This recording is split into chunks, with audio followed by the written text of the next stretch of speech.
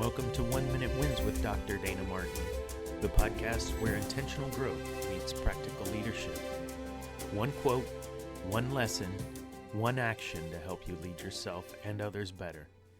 Let's jump in. Howdy and welcome back to 1 Minute Wins. I am Dr. Dana Martin, coach, author, speaker, manager, product manager. The list goes on. I wear many hats, but the real question is, am I trusted?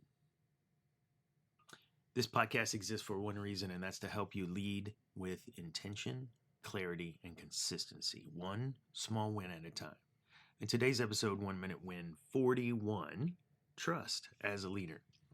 Before we go any further, though, let's get this straight. Let's align something. Leadership without trust is just a position. It might get compliance, but it will never, ever earn commitment. Our quote today that we're opening up with, which corresponds with 1 Minute Win number 41 in the book 1 Minute Wins, Take Control of Your Growth Journey 1 minute at a time. Stephen Covey. Stephen Covey says, the trust is the glue of life. He doesn't say charisma, authority, or strategy, or skill. He says trust. If trust breaks, everything else weakens. So today we're going to talk about how trust actually works and what leaders do to earn it every single day. Trust builds stronger than authority. Authority can make people listen, but trust makes them lean in. Authority can force an action, but trust creates ownership. Leaders often rely on their title, their role, maybe even seniority to move people. And that works until it doesn't.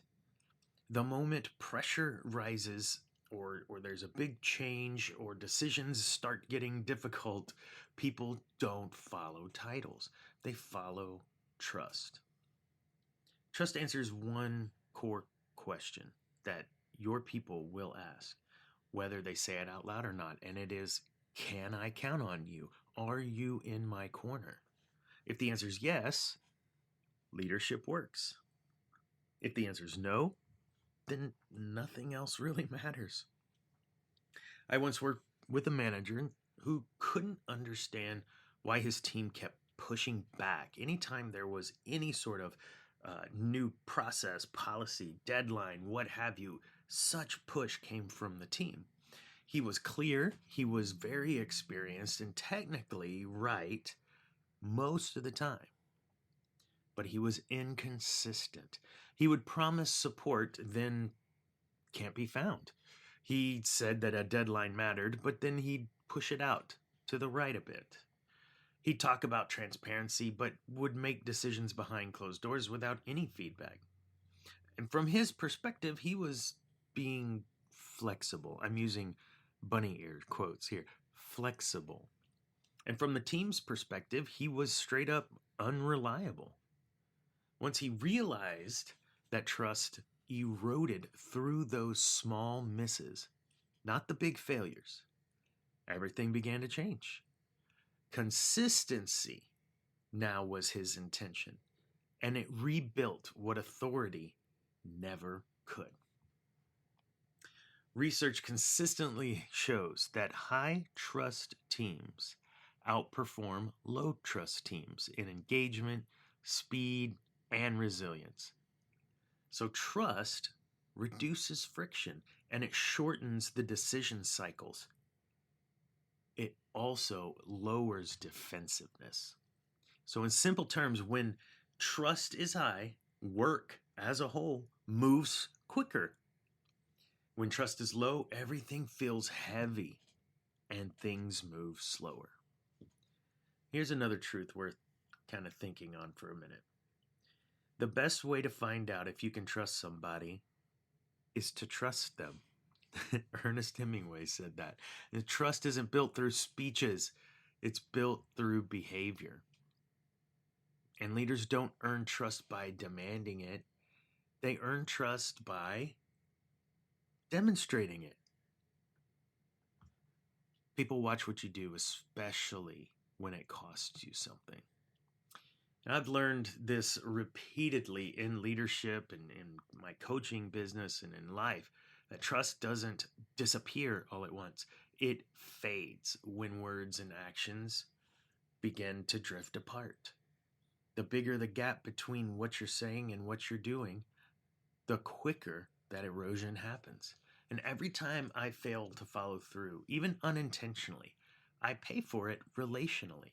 And every time I own something quickly, that trust strengthens. Leaders don't need to be perfect, they just need to be dependable.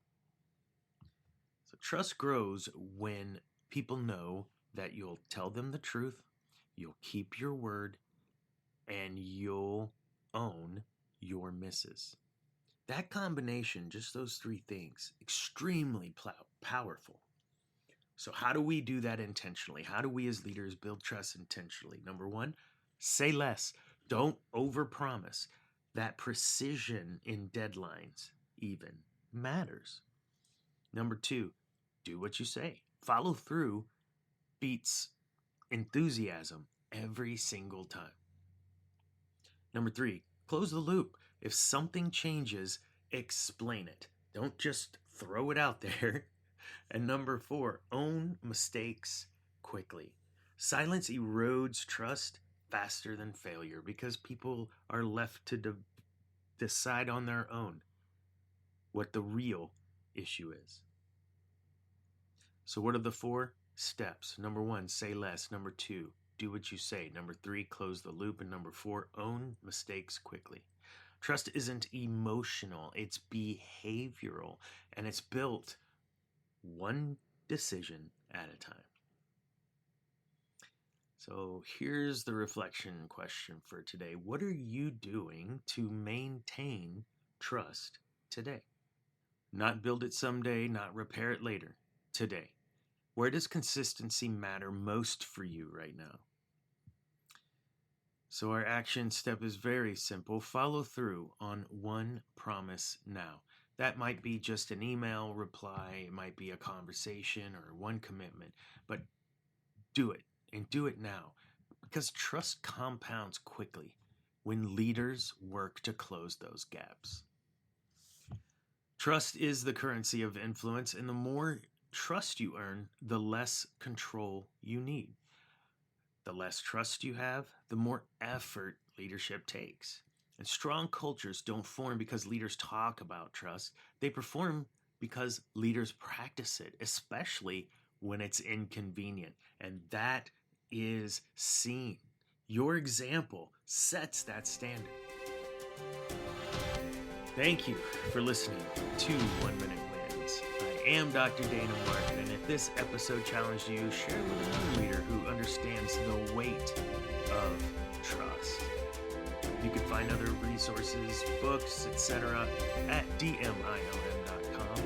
Don't forget to check out the book 1 Minute Wins on Amazon. And always remember, be the example.